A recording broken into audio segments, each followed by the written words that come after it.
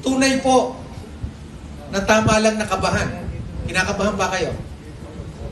Kinakabahan ba kayo? Normal lang po yun. Tao lamang yung kabahan. Hindi nyo alam kung anong dadatnan eh. Kung ano yung pagtanggap. Paano na yung pakikisalamuha. Pero ang lagi nyo lang babaunin, yung mga turo dito sa inyo. Diba? Naging bahagi ng buhay nyo ang view ko. Sina Chief, sina DG, mga kapatid dito. Sama-sama, naging pamilya na rin kayo rito. Pero pamilya, bahagi lang to ng paglalakbay. Pagharap nyo sa kanya-kanya nyo ng komunidad, kanya-kanya nyong pamilya, bago nyo ng group, bago nyo iniikutang komunidad, diba? Tandaan nyo, baunin nyo ang aming pag-asa at pagmamahal. Diba?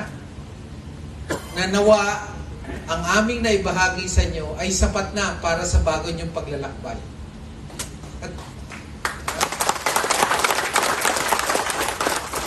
alam niyo po yung pagkakataon na kaya namin bigay ni DG, Greg?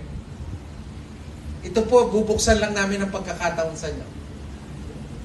Na magkaroon ng bagong pag-asa, bagong yugto ng inyong buhay. Pero tandaan nyo ho, ang paglalakbay sa inyo po yan. It's a journey you need to take. Kayo po dapat ang gaganap. Hindi po kami. Kayo po mismo ang makakasalamuha. Kayo po ang gaganap. Pumasok po kayo dito, matikas ang katawan. Ngayon, paglabas, yung iba may tungkot na ho. Tatay, ano? May kaagapay na. Dati, wala pang puti ang buhok. Ngayon, may puti ng buhok. Dati may buhok, ngayon wala na ang buhok. Iba-iba na ho ang sitwasyon.